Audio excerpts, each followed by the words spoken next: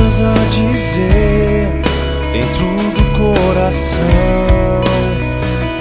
tristezas, angústias pra esquecer, alguém para lembrar, alguém para abraçar e liberar perdão.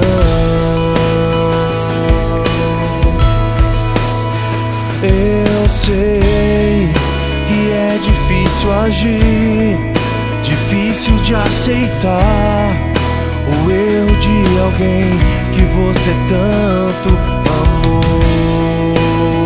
Mas Jesus, Ele te amou e te aceitou como tu és e quer te ensinar a amar. Um novo coração é o que Deus tem pra você. Um coração pra perdoar, guardar tua palavra e amar como Jesus nos amou. Um novo coração é o que Deus tem pra você.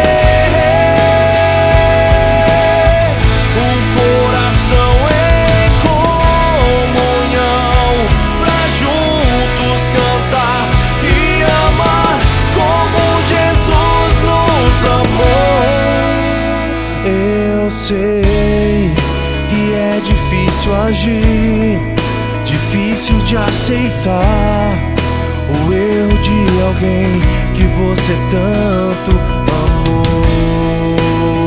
Mas Jesus, Ele te amou e te aceitou como tu és e quer te ensinar